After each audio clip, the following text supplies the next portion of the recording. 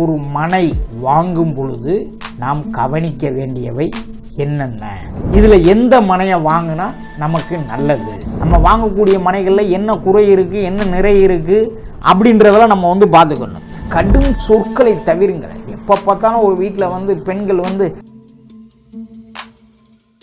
Dinaboomi YouTube channel நேயர்கள் அனைவர்களுக்கும் என்னுடைய இனிய வணக்கத்தை தெரிவித்துக் கொள்கிறேன். என்னுடைய பெயர் ஆர்கே ஆறுமுகம், மகாவதார் பாபாஜி வாஸ்து ஜோதிட நிலையம். இன்னைக்கு நம்ம பார்க்க போகிற தலைப்பு என்னன்னு பார்த்தீங்கன்னா, ஒரு மனை வாங்கும் பொழுது நாம் கவனிக்க வேண்டியவை என்னென்ன அப்படின்றத பற்றி தான் இப்போ பார்க்க போகிறோம். நம்ம ஒரு மனையை நம்ம தேர்ந்தெடுக்கும் பொழுது முதல்ல அது சதுரமாக இருக்கிறதா, அல்லது செவ்வகமாக இருக்கிறதா, அல்லது முக்கோணமாக ஏதாவது ஒரு மூளையை பிடிச்சி இழுத்துக்கிட்டு இருக்கா, இதில் எந்த மனையை வாங்கினா நமக்கு நல்லது அப்படின்றத நம்ம உன்னிப்பாக கவனிக்க வேண்டும்.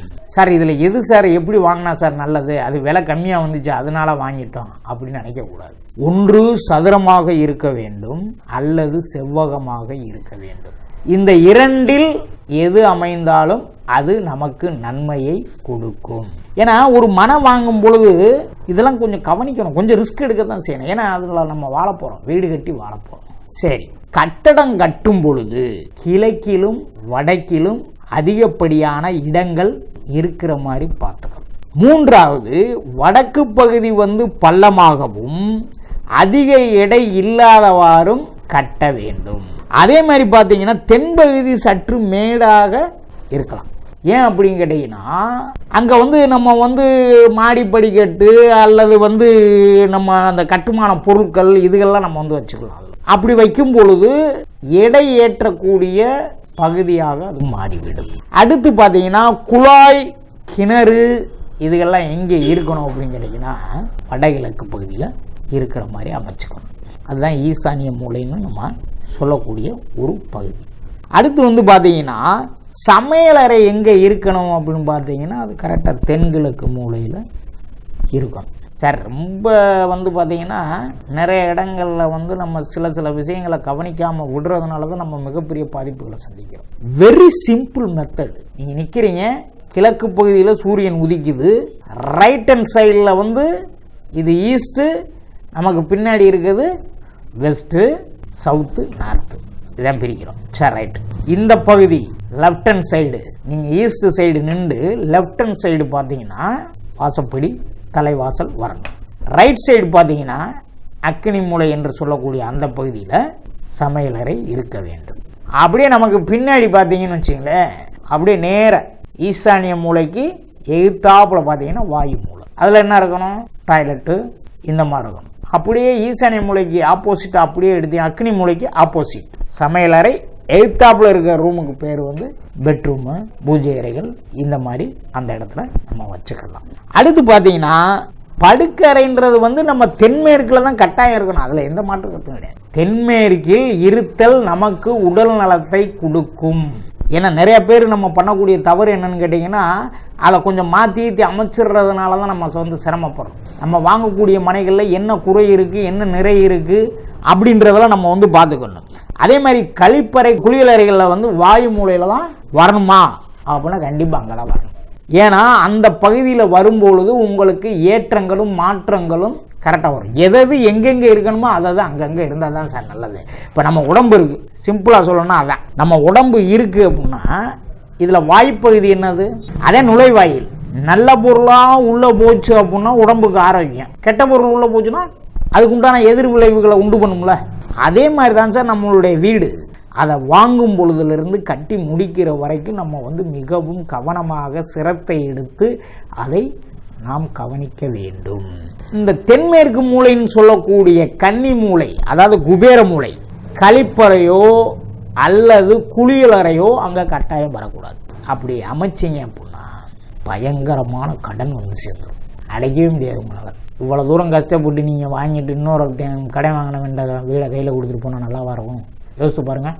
சின்ன சின்ன விஷயம்தான் சார். சின்ன சின்ன விஷயத்தை நம்ம கடைபிடிக்கும் பொழுது அது நமக்கு அதிர்ஷ்டத்தை அள்ளித்தரும். அடுத்து பார்த்தீங்கன்னா வடகிழக்கு மூலை, அதாவது ஈசானிய மூலை என்று சொல்லக்கூடிய அந்த மூலையில் கழிப்பறைகளோ அல்லது குளியல் அறைகளோ அமைக்கக்கூடாது. இதை நம்ம கண்டிப்பாக பார்த்துக்கணும். அடுத்து, தென்கிழக்கு மூளை பாதிக்கப்பட்டால் அந்த குடும்பத்து பெண்ணுக்கு நோய்வாய் ஏற்படும். வீட்டை சுற்றி எப்பொழுதும் காம்பவுண்டு சுவர் இருக்குமாறு பார்த்து கொள்ள வேண்டும். சார், நாங்கள் இருக்கிறதே வாடகை வீடு, பக்கத்து வீட்டுக்காரன் தானே சார் இருக்கேன், அதில் எப்படி சார் நாங்கள் இது புதிதாக மனை வாங்குபவர்கள் காம்பவுண்டு சுவர் இருக்குமாறு கட்டிக்கொள்ள வேண்டும். பிரதான நுழைவாசல் கிழக்கிலோ அல்லது வடக்கிலோ இருக்குமாறு பார்த்துக்கொள்ளும். பிரதான வாசல் இருக்கே, இது ஒன்று கிழக்கு அல்லது வடக்கு திசை நோக்கி இருத்தல் அவசியம். ஏன் சார், அது மாறி அமைஞ்சா நல்லா இருக்காதா? இப்போ ஒரு லைன் வீடு இருக்கு, ஒரு சைடு அது தெற்கு வடக்கு நோக்கி அமைஞ்ச காம்பவுண்டு, அதில் ஒரு சைடு மேற்கு பார்த்தோம், இன்னொரு திசையில் கிழக்கு பார்த்தோம் காம்பவுண்ட் இருக்குன்னா அதுக்காண்டி அந்த வீடை எப்படி சார் அப்போ கிழக்கு பார்த்து மட்டும் வீடு கட்டுவாங்க, மேற்கு பார்த்து யாருமே குடி வர மாட்டாங்களா அப்படின்னு? அந்த அமைப்பு உள்ளவர்கள், அந்த ராசி உள்ளவர்கள், அவர்களுக்கு அது செட் ஆகும். எல்லாத்துக்கும் செட் ஆகும்னு நம்ம சொல்ல வர கிடையாது. நமக்கு எது அதிர்ஷ்டத்தை அள்ளி தருகிறதோ அது. இது பொதுவான விதி. அதாவது வடக்கு கிழக்கு இது சூரிய பகவானையும் வடக்கு குபேரனையும் குறிக்கக்கூடிய ஒரு பகுதி. அதனால இதை பிரதானமாக நம்ம தேர்ந்தெடுத்து மனை வாங்கும் பொழுது கடைபிடிக்க வேண்டியது. நம்ம அந்த தலைப்பில் தான் இப்போ பேசிகிட்டு இருக்கோம். நம்ம ஒரு மனையை வாங்க போகிறோம் அப்படின்னா அதில் என்னென்ன இருக்கணும், எப்படிலாம் செய்யணும், என்ன மாதிரி செஞ்சால் நமக்கு நல்லது, நம்ம குடும்பத்துக்கு நல்லது, அதே மாதிரி நம்மளுடைய வருங்கால சந்ததியினர் அந்த குடும்பத்தில் எப்படி நிம்மதியாக வாழ வேண்டும் என்பதெல்லாம் கடைபிடிக்க வேண்டும். அடுத்தபடியாக பார்த்தோம்னா, ஒவ்வொரு அறையிலும் நுழையும் பகுதி அதுவும் கிழக்கு வடக்கில் பார்த்தா தான் இருக்கும். இருந்தால் அதிர்ஷ்டம். இப்போது நான் இருக்கிற இடத்த பார்த்தீங்கன்னா கிழக்கு நோக்கி இருக்கும். அப்போ ஒவ்வொருத்தருக்கும் அதாவது இருத்தல் நலம். ஆனால் சிலருக்கு பார்த்தீங்கன்னா மேற்கு பார்த்து இருந்தால் நலம், சிலருக்கு வடக்கு பார்த்து இருந்தால் நலம், சிலருக்கு தெற்கு பார்த்து இருந்தால் நலம். அப்போது ஒவ்வொரு ராசிக்காரங்களுக்கும் ஒவ்வொரு விதமாக மாறுபடும். கை ஒன்றுதான், கை ரேகைகள் வெவ்வேறாகத்தான் இருக்கும்.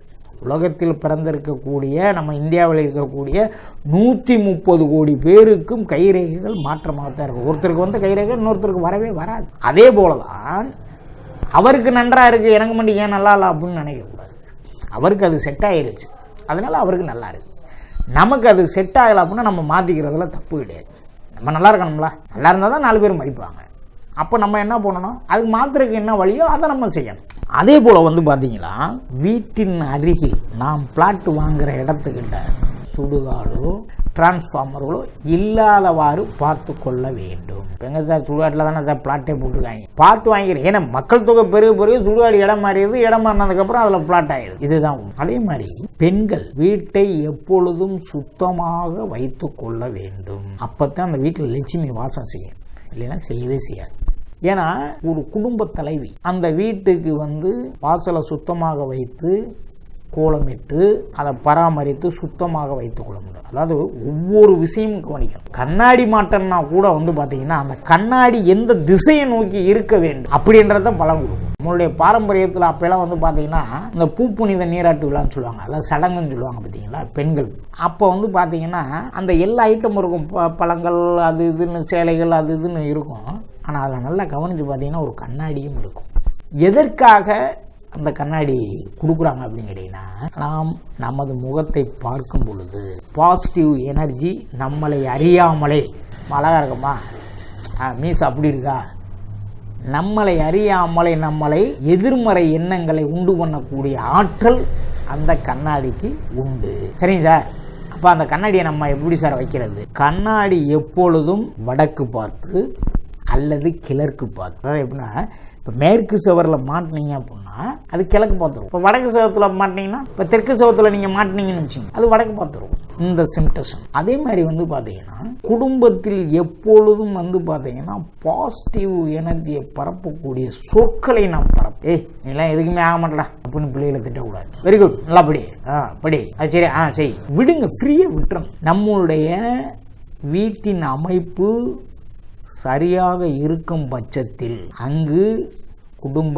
ஆரோக்கியம், மகிழ்ச்சி, தனவசியம், செல்வ செழிப்போடு வாழக்கூடிய அளவிற்கு அந்த வாஸ்து புருஷர் நமக்கு அள்ளி கொடுப்பார். அப்போது நாம் அந்த வீட்டை எப்படிலாம் பராமரிக்கணும், பூஜை அறையில் என்னென்னலாம் இருக்கணும், என்னென்னலாம் இருக்கக்கூடாது அப்படின்றத ஏற்கனவே முன்பதிவில் நாங்கள் சொல்லியிருக்கோம். அந்த லிங்க் இருக்கும், பாருங்கள். இப்போ இந்த மனையை நம்ம வாங்கினா தரையை முதற்கொண்டு வந்து பார்த்தீங்கன்னா எந்த டேப்பரில் இருக்கும். டேப்பர்னா சாய்வு, ஒரு பகுதி மேடு, ஒரு பகுதி பல். அந்த வடகிழக்கு மூலை என்று சொல்லக்கூடிய ஈசானிய மூலை வந்து பார்த்தீங்கன்னா பள்ளமாக இருக்கும். தென்மேற்கு கன்னி மூலை வந்து மேடாக இருக்கும், தூக்கிடுவோம். சப்பு கூட அங்கே வச்சுக்கலாம், ஒன்றும் பிரச்சனை கிடையாது. மோஸ்ட்லி வந்து பார்த்தீங்கன்னா டேங்க் அங்கே தான் வைப்பாங்க. குபேர மூளை என்று சொல்லக்கூடிய அந்த கன்னி மூலையில் தான் சப்பு மோஸ்ட்லி வரும். சின்ன சின்ன விஷயம். இந்த நிறையா பேர் பார்த்தீங்கன்னா வீட்டுக்கு முன்னாடி கத்தாழை வச்சுருப்பாங்க. அது என்ன அப்படின்னு கேட்டிங்கன்னா, அந்த கற்றாழை வந்து காற்றில் இருக்கக்கூடிய ஈரப்பதத்தை உறிஞ்சி வாழக்கூடிய ஒரு தாவரம்.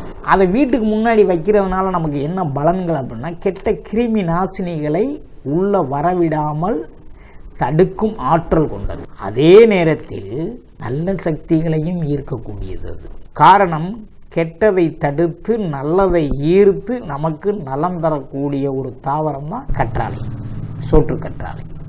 வேறு என்னென்ன வைக்கலாம் சார்? அதாவது மணி பிளான்ட் வைக்கலாம். இந்த பாதாம் செடி மாதிரி வரக்கூடிய இந்த கற்றாழையிலே வேறு வகைகள்லாம் அதுகள்லாம் வைக்கலாம். சின்ன சின்ன குரோட்டன்ஸ் மாதிரி வச்சுக்கலாம் வீட்டுக்கு முன்னாடி.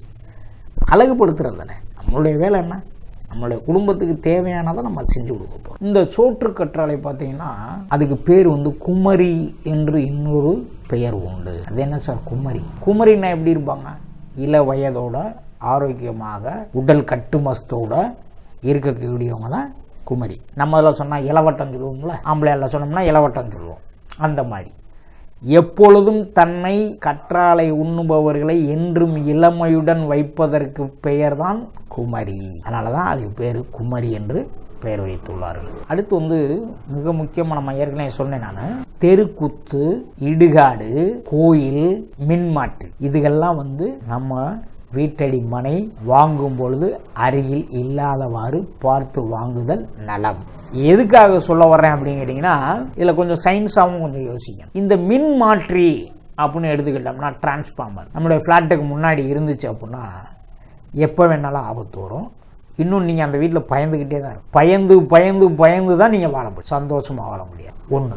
ரெண்டாவது, கோயில் பக்கத்தில் ஏன் சார், என்ன சார் கோயில் இருக்கிற ஊரில் தான் குடியிருக்கணும்னு சொல்கிறாங்க, இல்லைன்னா அந்த ஊரில் குடியிருக்கக்கூடாதுன்னெலாம் சில பேர் சொல்கிறாங்களே சார். உண்மைதான், கோயில் இல்லாத ஊரில் குடியிருக்க வேண்டாம், அதை தான் நானும் சொல்கிறேன். ஆனால் இதில் என்ன விஷயம் அப்படின்னு கேட்டிங்கன்னா, கோயில் அருகில், மிக அருகில், எந்த கோபுரங்கள் இருக்கக்கூடிய கோயிலின் அருகில் குடியிருக்க வேண்டாம். என்ன காரணம் அப்படின்னு கேட்டிங்கன்னா, மழைக்காலங்களில் ஏற்படக்கூடிய பயங்கரமான சக்தி வாய்ந்த இடிகளை இழுத்து பூமிக்கு அடியில் செலுத்தக்கூடிய ஆற்றல் அந்த கோபுரங்களுக்கு உண்டு. அதன் அருகில் இருக்கும் பொழுது அதனால் ஏற்படும் அதிர்வலைகளால் வீட்டில் உடல் நலம் பாதித்தவர்கள் யாராவது இருந்தால் ஹார்ட் அட்டாக் இந்த மாதிரி பிரச்சனைகள் வர்றதுக்கு வாய்ப்புகள் இருக்குது. சரிங்களா? இன்னொன்று, இந்த இடுகாடு, சுடுகாடு என்பது வந்து பார்த்திங்கன்னா அங்கே தான் நிம்மதியான இடமே. சுடுகாடு மனிதர்கள் மரணத்திற்கு பின்பாக நிம்மதியாக உறங்கக்கூடிய ஒரு இடம் எதுவென்றால் சுடுகாடு. சரி, இடுகாடுன்னா என்ன சார்? அந்த பிரேதத்தை தூக்கிட்டு வரும் பொழுது ஒரு முச்சந்தியில் வச்சு பானையை சுற்றி உடைப்பாங்க, பார்த்துருப்பீங்க. இப்போலாம் வந்து ஆஸ்பத்திரியில் 2 மணிக்கு ஆம்புலன்ஸில் கொண்டு போயிடுறாங்க, இது ஒன்று இப்போ முடிஞ்சிருது. ஆனால் நம் வீட்டடி மனை வாங்கும் பொழுது, இப்போ ஒரு அவுட்டரில் வாங்குகிறோம், அப்போ கவனிக்கிற வேண்டியது அந்த மாதிரி இருந்துச்சு அப்படின்னா நம்மளை முகம் சுளிக்க வைக்கும். அடிக்கடி முகம் சுளிப்போம்.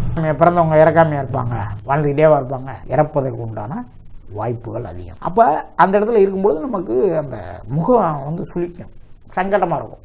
அந்த சங்கடத்தோடு நீங்கள் கிளம்பி போகும்பொழுது சில விஷயங்கள் நடக்காமல் கூட போயிடலாம், வாய்ப்பு இருக்குது. அடுத்தபடியாக வந்து பார்த்தீங்க அப்படின்னா தெருக்குத்து. அது என்ன சார் தெருக்குத்து? ஒரு சந்து வருது அப்படின்னா, ஒரு ரோடு வருது, அது முற்ற இடத்துல சில வீடுகள்லாம் இருக்கும், பார்த்துருக்கீங்க, எத்தாப்புல வாசல் இருக்கும். அப்படி இருக்கக்கூடாது. அதுக்கு பேர் தான் தெருக்குத்துன்னு சொல்கிறது. அந்த தெரு போய் முடியும் அந்த இடத்துல. அது மனையடி சாஸ்திரப்படி என்ன சொல்லுவாங்க அப்படின்னா, அந்த இடத்துக்கு போகிறவங்க அதோட முடியுதுன்னு அர்த்தம். அந்த மாதிரி எல்லோருடைய பார்வையும் டக்கு டக்கு டக்கு டக்குன்னு அங்கே தான் விழுகும், வேறு எங்கேயும் விழுகாது. அதான் சொல்லுவாங்கள்ல, கல்லடி பெற்றால் மனிதன் புழைச்சிக்கிடுவான். ஆனால் அதே நேரத்தில் கண்ணடி பட்டால் தப்புவது கடினம்.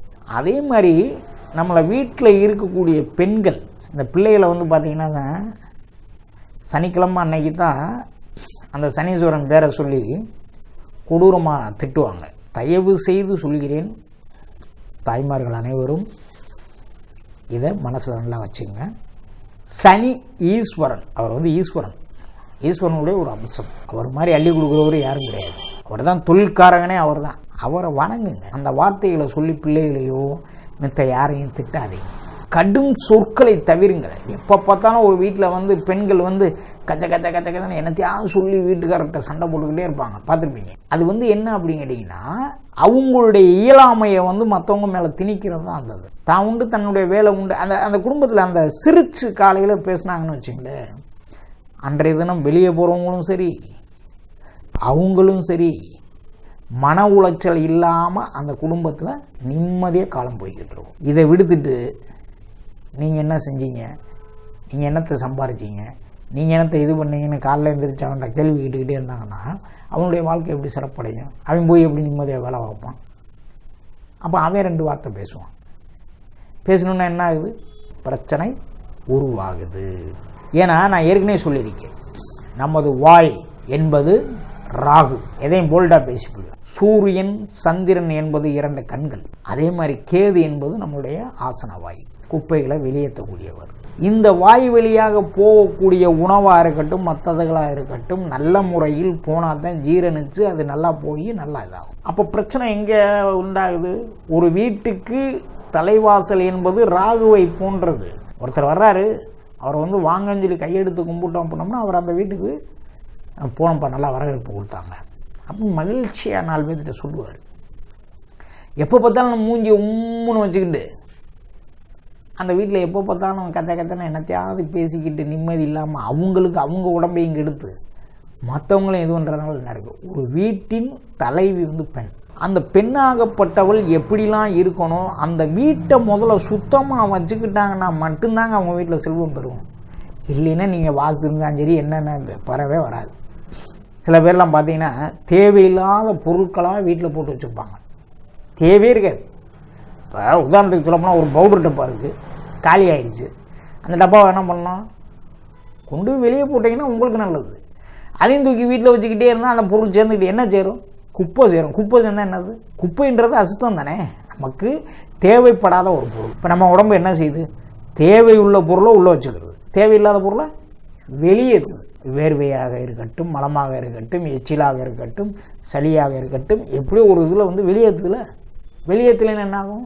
உள்ள தங்கிச்சுன்னா என்ன ஆகும்? பிரச்சனைகள் வரும். அதுதான் அந்த குடும்பத்தில் உண்டாகும். வீட்டை எந்த ஒரு பெண்மணி, வீட்டின் தலைவி வீட்டை சுத்தமாக தேவையில்லாத பொருட்களை அகற்றி மன நிம்மதியோடு நான் இந்த வீட்டில் சந்தோஷமாக வாழ்ந்து கொண்டிருக்கிறேன், எனது குடும்பம் மகிழ்ச்சியாக போகிறது, எனது கணவர் என்னை அன்பாக பார்த்து கொள்கிறார், எனது பிள்ளைகள் என்னுடைய சொல் பேச்சு கேட்டு அன்பாக நடக்கின்றன, நன்றாக படிக்கிறது, நான் நன்றாக இருக்கிறேன் என்ற பாசிட்டிவ் வார்த்தைகளை பேசுங்கள். அதுக்கு என்ன காசு கொடுத்து வாங்க போகிறீங்க?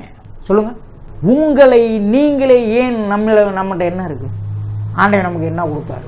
ஆண்டவன் என்ன செய்கிறார்? ஆண்டவன் எல்லாத்துக்கும் கொடுக்குறதுக்கு அவர் கிடையாது. உங்களுக்கு வாய்ப்பை கொடுப்பார். அந்த வாய்ப்பை நீங்கள் பற்றி கொண்டால் உங்கள் வாழ்க்கையில் வசந்தம் ஏற்படும். அதை பற்றி கொள்ளவில்லை என்றால் அடுத்தால் பற்றிடுவாங்க. அதாவது காத்துக்கிட்டு இருக்க ஒரு ஊருக்கு கடைசி பஸ் ஒன்று இருக்குது, 9:30. ஆனால் கூட்டமாக இருக்குது. நீங்கள் நிற்கிறது காட்டுப்பகுதி. இப்போ இந்த இடத்துல என்ன முடிவு பண்ணுவீங்க? பஸ் வந்துருச்சு, என்ன முடிவு எடுப்பீங்க? கடைசி பஸ், இதை விட்டால் எடுத்து பஸ் கிடையாது, விடிய காலம் வரைக்கும் காட்டில் தான்டா கிடக்கணும் அப்படின்னு தொத்தி ஏறி போவீங்களா இல்லையா? போனீங்கன்னா நீங்கள் போய் அன்று நிம்மதியாக உங்கள் வீட்டில் தூங்குவீங்க. போகாமல் வேறு ஏதாவது 2 வீலர் வந்தால் போய்க்கிருவோம், இல்லை ஆட்டோ வந்தால் போய்க்கிருவோம் அப்படின்னு நின்றீங்கன்னா வந்தால் சந்தோஷம், வரலைன்னா நைட்டு பூரா கொசுக்கல்ல அந்த இடத்துல கிடக்க வேண்டியதான். இதுக்கு யார் காரணம்? நீங்களா, அந்த கடைசி பஸ்ஸா, இல்லை யாருமே வராததா? நீங்கள் தான் முழுக்க காரணம். அந்த மாதிரி தான் குடும்ப வாழ்க்கையில் நம்ம முன்னாடி போகிறதுக்கும் பின்னாடி போகிறதுக்கும், நம்ம கணவர் முன்னேறதுக்கும் பின்னேறதுக்கும், நமது பிள்ளைகள் நல்லா வாழ்வதற்கும் வாழாமல் இருப்பதற்கும் படிப்பதற்கும் படிக்காமல் இருப்பதற்கும் காரணம் குடும்பத் தலைவர்கள் தான். பாசிட்டிவாக பேசுங்க சார், பாசிட்டிவாக பேசுங்க மேடம். பிள்ளை அப்புறம் எப்படி வருதுன்னு பாருங்கள். ஒரு வீட்டில் வளர்க்கக்கூடிய ஒரு நாய்க்குட்டி வளர்க்கலாம், அது காட்டுற பாசத்தை பிள்ளைகிட்ட காட்டணும். எப்போ பார்த்தா பிள்ளைகளை அசிங்கமான வார்த்தைகளை திட்டுறது அதெல்லாம் தவறு. அவனுக்கு எது பிடிக்கும், எதை செய்ய நோங்குறான் அதை செய்ய விடுங்க. எதில் ஆர்வமாக இருக்கான் கட்டாயப்படுத்தி உங்களுடைய தேவைகளை அவன்கிட்ட திணிக்காதீங்க. இதெல்லாம் செய்ய வைப்பது, செய்ய தூண்டுவது நீங்கள் வாங்கும் மனையின் அமைப்பை சார்ந்தே நடக்கும். கவனித்து நான் சொன்ன விதிகளின்படி கட்டி ஆனந்த வாழ்வு, பெருவாழ்வு வாழ்வதற்கு எல்லாம் வல்ல மகாவதார் பாபாஜியை வேண்டி உங்களிடமிருந்து விடைபெறுகிறேன். நன்றி, வணக்கம். உங்களுக்கு இந்த வீடியோ பிடிச்சிருந்தா தினபூமி எக்ஸ்க்ளூசிவ் சேனலை சப்ஸ்கிரைப் பண்ணுங்க. வெஜ் மற்றும் நான்வெஜ் சமையல் குக்கிங் ரெசிபிகளை தமிழ் குக்கிங் ரெசிபி சேனலில் கண்டு மகிழுங்கள். சேனலை காண கீழே உள்ள லிங்கை கிளிக் செய்யுங்கள்.